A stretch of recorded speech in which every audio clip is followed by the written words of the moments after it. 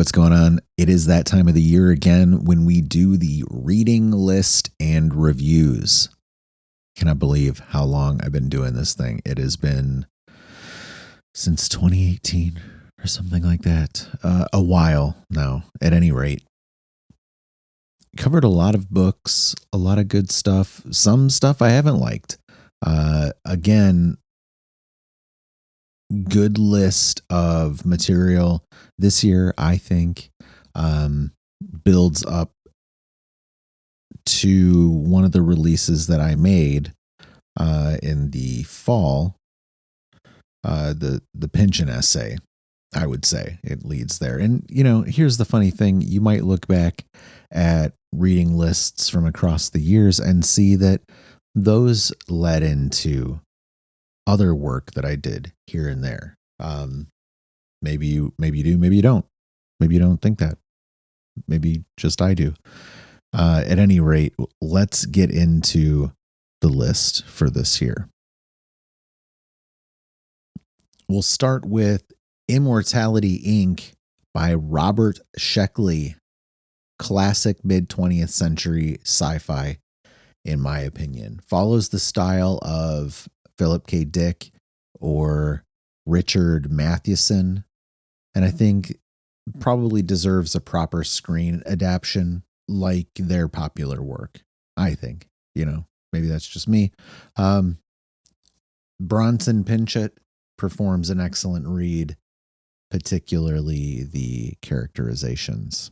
This story involves a smidge of time travel as well as ideas about the undead, the disembodied, and the disenminded, and the hereafter through the lens of commercialization. I don't recall who recommended this book to me years and years ago, towards the beginning of when I started to do these book reviews, in fact, because I've been keeping a list of things to read or to look for when I'm out at used bookstores or whatever the case might be, or things I just want to pick up across the way or read here and there. Things become available, they materialize.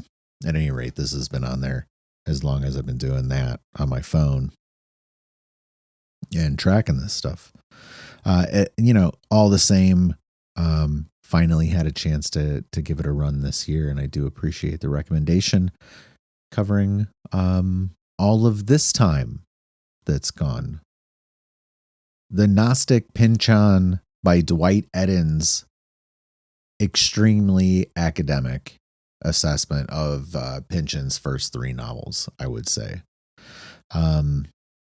At the point when I did this book, I had not read or listened to V or The Crying of Lot 49, and I skipped those chapters at that point to focus on his overall statement, Dwight Eddins, regarding Pynchon's cosmology as it primarily related to Gravity's Rainbow.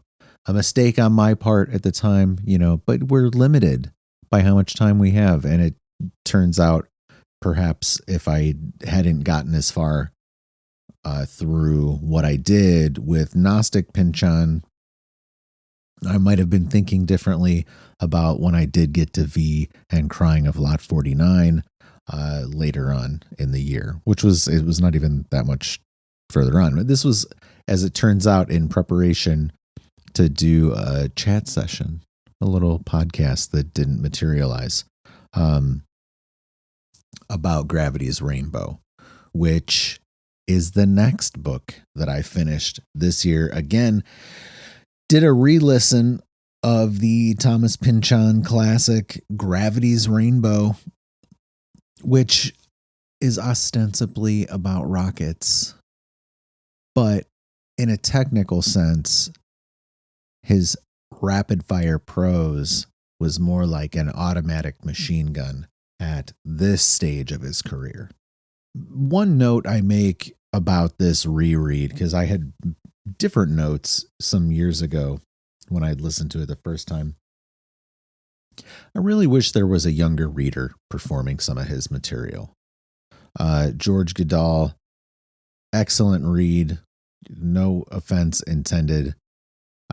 I just think that there's a lot of life, vivaciousness, energy in early Pynchon that would benefit from a younger voice, giving it a little bit of extra something, heat on it, perhaps. I took considerable notes across, this and the previous Gnostic Pynchon. I had intended by that point to do maybe just a small article or video that kind of went along with the podcast that was intended to take place. The next book, The Intelligence Trap by David Robson, is all about being too clever for our own good. While the heuristics in the book listed are good, the true intelligence trap is listening to any anecdotal popular science slopaganda narrated by middle-aged Englishmen, says one man. We love them, don't we? Their accents, so charismatic. It's a ruse, man. Don't fall into it. It's an intelligence trap. As far as this goes, just read or listen to the epilogue and skip all the fluff. If only this reading list and review session had an epilogue, you could skip all the fluff. Next book, Thomas Pynchon and the Dark Passages of History by David Cowart. A broad assessment of the novels, short stories, and articles by the aforementioned author that were released prior to Bleeding Edge. I think that's an important note to make. It covers everything up to before Bleeding Edge. It does well with finding themes between the works, I think, while connecting Pynchon to the larger literary world that he exists within, which is extensive, fair to say. Not only in his references, but just broadly, there's a lot going on within literature, and I think that he exists within many of those conversations. Next, I did Necronomicon, a collection of HP Lovecraft stories performed by a number of narrators. I don't know if I did every single one, or intently, let's say that.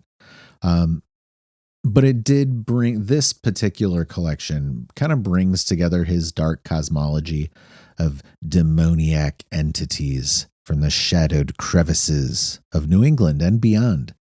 Kind of cool collection of stuff, pretty dense, mostly Cthulhu arc stuff here. So worth a listen to compare with other performances, or to just slam a bunch of his stories if you wanted to. The Lost History of Christianity by Philip Jenkins gets after what the subtitle suggests for the most part. I think it would have been interesting if the text had focused more on the individuals than the trends, particularly in how it shelved much of its second half into Islam, which isn't unfair, all considering. It's just, it just doesn't get granular about the people or places enough while sweeping across 3 continents of history over the course of like 1,000 years. Maybe more of this detail is in his other books, which are loosely related, topically, genre-wise. This was a 10-hour listen, though, and I'm not sure it's worth it unless you have somehow avoided developing nearly any awareness on religious geopolitics. Seems difficult at this point in time, but maybe. There are good details about Asia, I will say that. but increasing the time on it and Africa would have made this a more compelling listen instead of, say, what they did do, which I would say was heavily Middle East, a little bit European. And, here's a funny one, is they kind of didn't do very much besides the relationship to North Africa in regards to Spain with much depth, which, hey, I might be biased, but what are we going to do? Dragon Teeth by Michael Crichton is a posthumous release that serves as a spiritual prequel to Jurassic Park. He had been working on this for a long time, I think even decades before Jurassic Park came out. It was, complete enough, or maybe in shape enough to plug in maybe whatever wasn't there, and was put out. It chronicles the story of William Johnson, who goes west on a bet, crossing paths with early paleontologists and Wyatt Earp. Graham Bradley, shout out for the recommendation. That was a good one. We do like Michael Crichton. The meaning of it all is a collection of lectures Richard Feynman gave in 1963, subtitled Thoughts of a Citizen Scientist.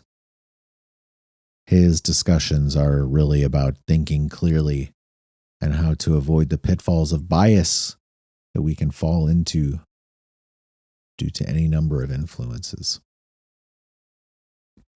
I've always liked Feynman's words and perspective.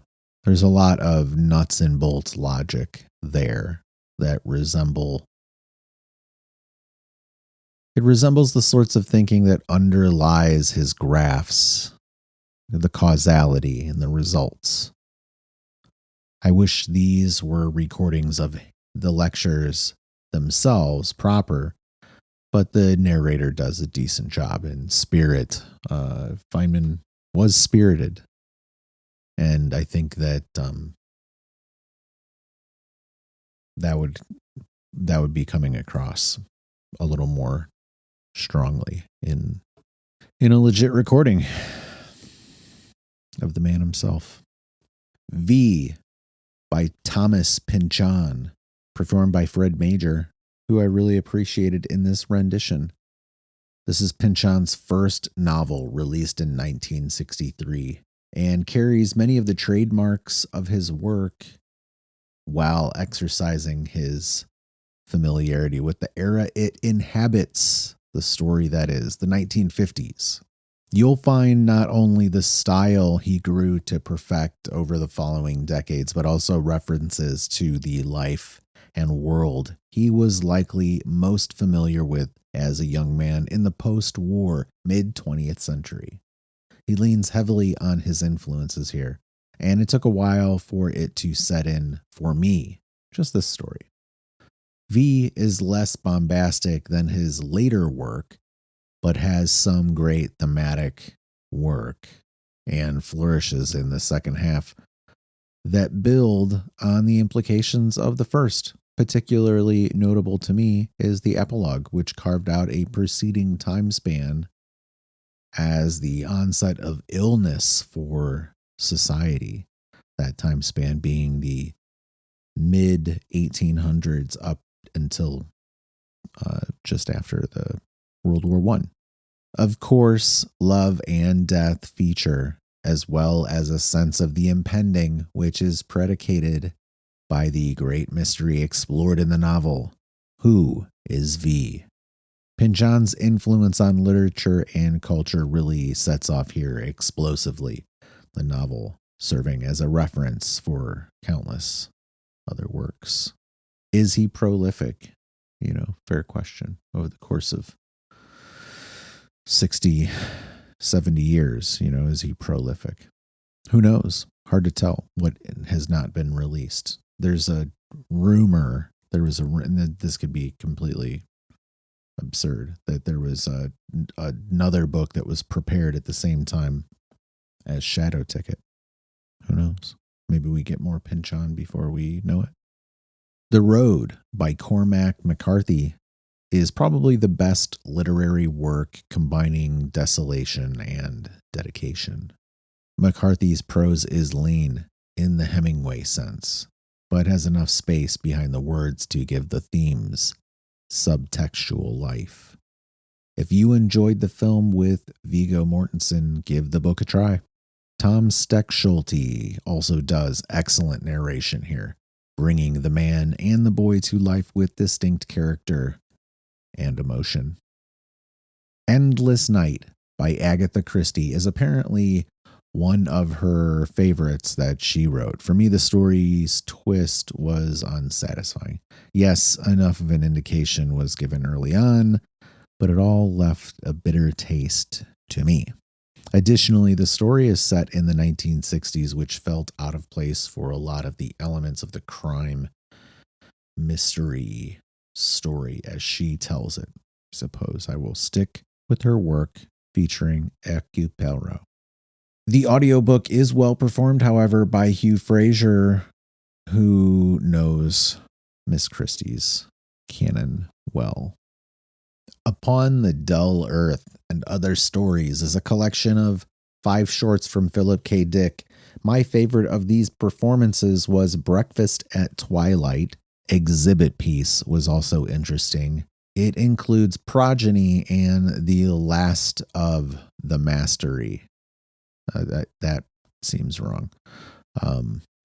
In addition to the titular story. While the audio production is solid and even has a few flourishes like musical interludes and vocal effects, the narrator is a little too friendly sounding throughout, which undermines the weight of the tales and ideas. I prefer a little grit for PKD. Here we go.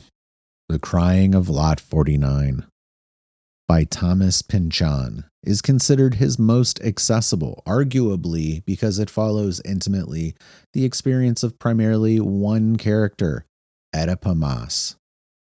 All of his tropes and themes are here in his second novel, but tightened and condensed compared to V, in my opinion. It's also a shorter book. Smaller book. Fewer pages. Had to get it done. It would be fair to say the shorter length required the author to place some themes like paranoia too close to the surface, but then he also digs into esoterica, history, and Kabbalistic conspiracy in regards to Trastero, which is exceptionally articulated. Oedipus is sent on a circuitous chase that is ultimately prematurely muted. She remains the courier of an uncertain past and legacy. A good place to start with Pynchon if you're looking for an inroad. Child of God by Cormac McCarthy is another novella-length book with a focused narrative and lean prose that chronicles Lester Ballard's descent into murderous insanity and fall into the cracks outside of society. Excellently narrated by Tom Schulte in this audiobook. Zero, the Biography of a Dangerous Idea by Charles Seife, explores the conceptual history back to the beginning of language and culture, then the effect on philosophy and religion, before bringing it into the study of math and physics, along with its relationship to infinity. Sort of a popular mathematics book, if you will. Biography of Zero. It's nice. It's cute. No Country for Old Men by Cormac McCarthy is another entry performed by Tom Schulte. He does great giving voice to the characters, though his characterization of Anton is a little jarring after Javier Bardem's appearance in the film. Just total image, you know? You just see him perceive the character and the actor in unity. There were also 2 small mistakes I noticed. You know, who cares? It says me. But I did notice that, and it was interesting to catch those small flaws in the work. Not a big deal, really, but it made me laugh because even with professional productions, there are things that slip through. There are a few differences between the film and book, some of which are good. However, I don't love how the story is concluded in either version, plainly. And I like both of these things. It's just I don't think that the end, it's not that it's bad. It's that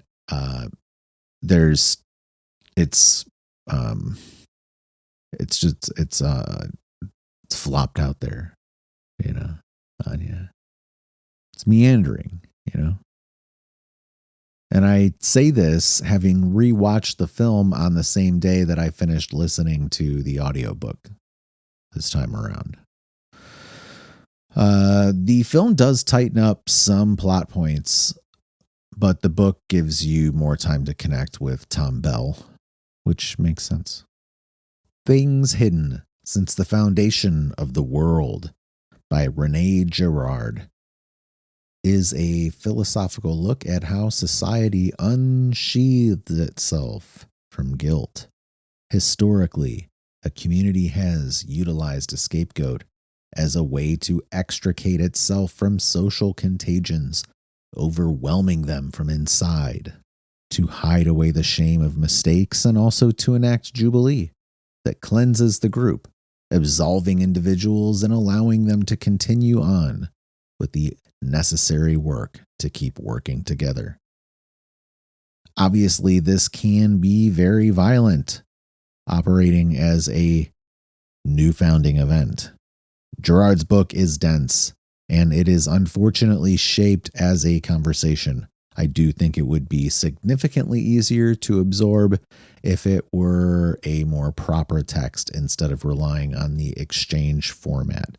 It is philosophical and translated, so expect a lot of roundabouts in that sense. It must also be noted that Girard points at Christ's sacrifice as the pinnacle of these conditions, and without explicitly saying it, our world was founded at that instance. If you can labor through the buildup and the 20th century contextualizations like Freudian psychology, with a heavy divergence into what Slavoj Zizek would compartmentalize with the phrase, "the sexual is political," then Girard does bring home his argument at the end of the book and land on applicable notes about violence and society. Orchard Sundew Crocus by Richard Andrew Olkus is a short story collection that ranges from space western to fairy tale to traditional fantasy and sci-fi that'd make Philip K. Dick proud. I haven't read the novella that is included at the back yet, but finished all the other stories, that day at the beach. A good on-ramp to Richard Andrew Olkus, our close personal friend. Short stories, You can really hear Ricky's voice coming through in this collection, but maybe I'm biased, as I've heard him perform a decent number of readings over the years. It would be cool to have an official audio version of these stories. Hint, hint. Also, I feel like a novella is not necessary here. It is over half the page count and could be a standalone release on its own. One bit of criticism, the editorial would benefit from another proofreading editing pass to clean it up, but that doesn't distract from the stories, which are good and entertaining and varied all over the map. There's probably something that you will like in there.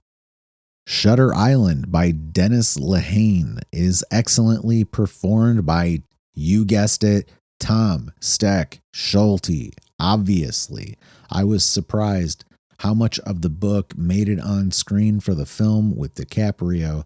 I watched it around the time of listening to this to compare, as I was doing with a few other works, given how much had to be condensed for the runtime on screen.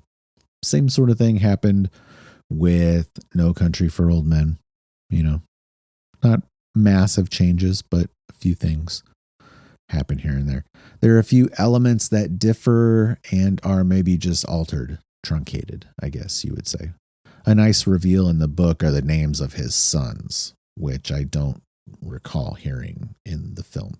And the final scene plays a little different in the movie to play on his realization more and our observations as readers compared to watchers of a show. Things are different, you can show things differently on screen than you can put them on paper. That's just the nature of it.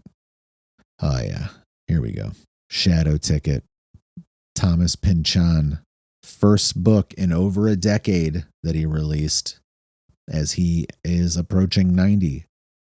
His writing was still sharp while exhibiting all his trademarks. It was much funnier than Bleeding Edge and also situated better for his perspective, I believe. And when I say that, I mean the time, the culture, just the whole nature of the setting and scene he picked. Edoardo Ballerini gives an excellent narration performance as well. Some reviews have called the work prescient. They are, of course, wrong about their conclusion and the connections being drawn to make it, in addition to their poor understanding of timing. Pynchon brings a lot of antiquated bias regarding the consequences of the 20th century. He is a 20th century man. I would say Shadow Ticket is accessible, particularly if you are a fan of the era that it's based in and the aesthetic of, say, the film Chinatown, or also the film Who Framed Roger Rabbit, two that I like. Like any good private eyes and reporters will tell you, follow the money, or in this case, the scent of the cheddar.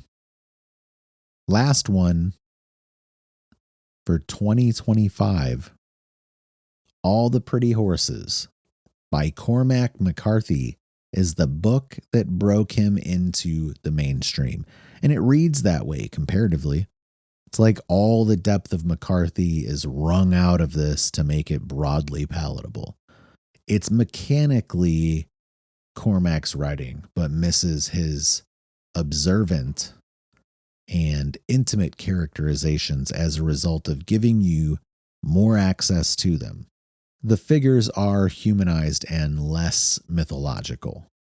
It does make sense that this book became popular for him the way that it did, but it really sits apart from his other well-known works and also ones I like more, which is the important part about reading, is to find material that we enjoy and we appreciate, and bring us back to the page, to the book, to the library, to the store, to the earpods,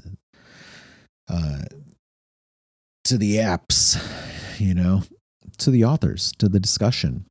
And, here we are wrapping up another reading list. I don't know what else I'll do with this stuff in the future. We'll see.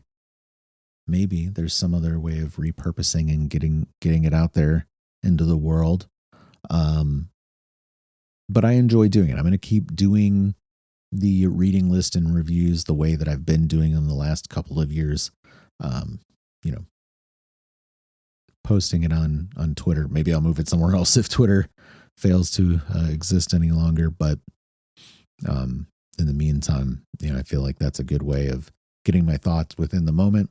And then when I do these reviews, kind of going over those notes, maybe adding a few more as things develop over the course of the year.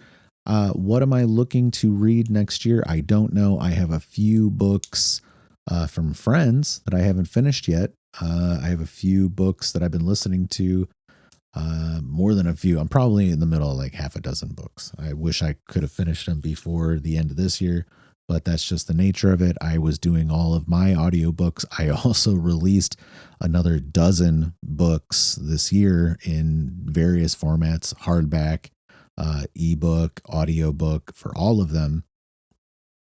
And it took up a lot of time. I'll be honest with you.